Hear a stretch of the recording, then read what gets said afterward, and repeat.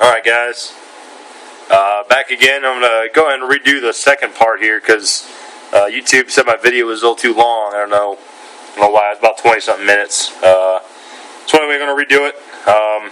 Took the cover back off. Actually, last night when I went to put it back on, I had tightened one of the bolts. There's two bolts that hold it in. I thought I still had plenty of play, started tightening it, and then all of a sudden I heard a snap, and sure enough snapped it off. So anyways, I was able to get it out, get off the broken piece, and order a new one for the dealership. So anyway, you saw in part 3 the how to check the exhaust valve. The intake valves obviously are the same as that process, it's a different clearance. It's the 0.15 instead of the 0.2. But what I kind of got missed out on was the finding top dead center. That's probably the hardest part. I had to do it. I wouldn't say it's hard, but it was a little frustrating for me. I kept having to go through the rotation to get it on the compression stroke. So anyways, I'm going to try to get down there. Hang on one second. Get my electronics to cooperate. So anyways, you got normally got a protective cover over here on your left hand side. It's silver, right next to your gear shifter. You're going to go ahead and take that off. There's going to be two Allen bolts. You got one that's going to be right here and another right there. You're going to go ahead and take those out. In the big one, they're going to see a nut in there. It's 17 millimeters. That's where we're going to actually be turning to move the crankshaft to get your engine at top dead center. And then into the left there, very difficult to see in there, but you can see that little index, the little notch on the left hand side. That's what you're going to be lining up your RT or your FT. You're going to be turning the crankshaft in the counterclockwise direction and looking for that mark.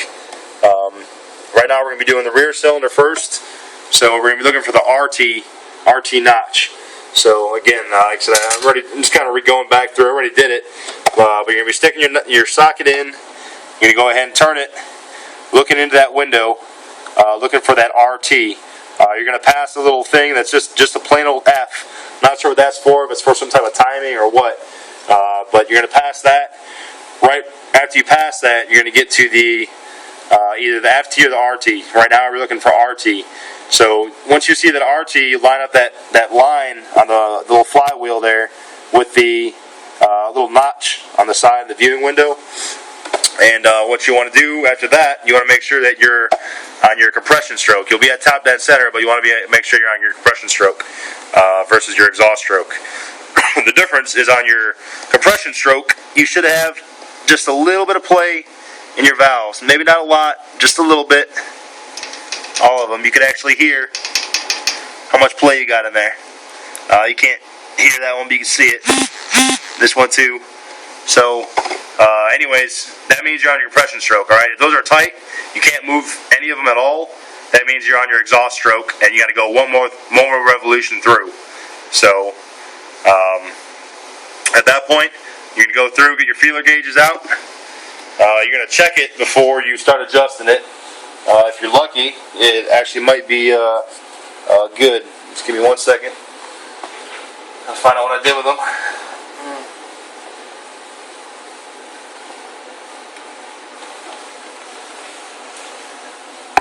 Alright, hang on. Just had it.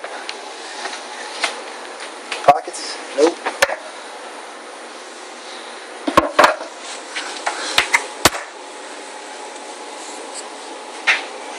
Alright, there you go. Hiding under the electronics. So again, your intake valves are 0.6. So I got them out for the exhaust. Go ahead and get it here. Alright, 0.06.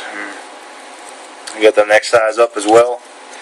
We're going to go in. Switch hands here.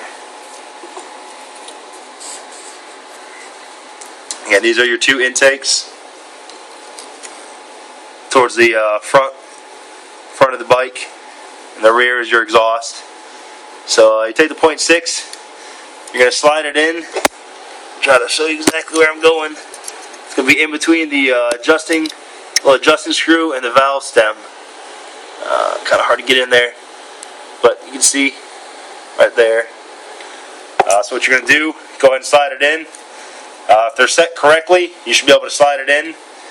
You're going to feel, it might take a little bit of effort to get it in there.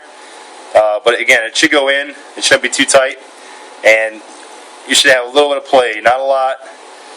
Actually, you might have set it just a little too tight, but no, I think it's good though. When you pull it out, there's just a little bit of resistance. Okay, so you go to your next size up and put it in there. You shouldn't be able to put it in there. There's no way I'm getting in there, no matter how hard I try, okay? So that valve is good. Now, go check the other intake valve. Same process. With my 0.6, able to get it in there. And when I pull it, there's just a little bit of slight resistance, not a lot. You're still able to move it, but at the same time, it's not really easily moving. So we'll try to pick our next size biggest up, 0.1. I'm sorry, 0.178 or 0.007. If you got a standard set, or if your set says both, cannot get it in there. Okay, so it's good. Now, if you had to adjust it, I'm not going to mess with it. It's already adjusted. What you're going to do is you're going to loosen up on the set, or the lock nut right here. And what you're going to do, that's a 10 millimeter nut. And then inside of that is your actual adjuster, this little tiny guy. Now that is it's a 4 millimeter wrench will fit that. A pair of pliers will work too. Honda makes some special tools, probably like 25, 30 bucks. What you can do is just get a set of, they're called midget wrenches. It's got a 4 millimeter in there. Craftsman's the brand. I think it was like 15 bucks for an entire set of them.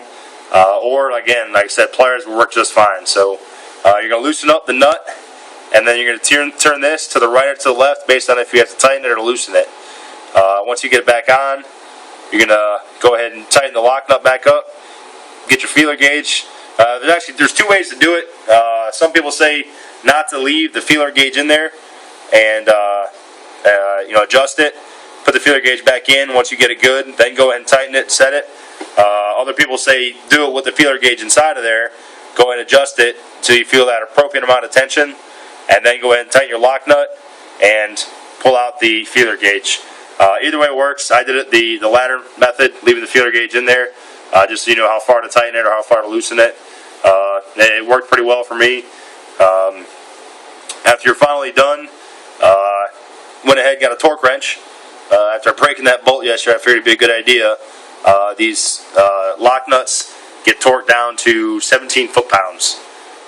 Comes to, I think, 204 inch-pounds. So, anyways, that's your valve adjustment and clearance check on the rear cylinder. Again, this is kind of the abbreviated version. When I go through on the front cylinder, I'll go through the whole process again. Probably doing bits by pieces, so YouTube doesn't cut me off again. But anyways, that's it. So I'm gonna put it back together. I gotta wait for that extra bolt. I'm gonna go ahead and get the cover on there at least, and start working on the front cylinder. So, all right, thanks, guys.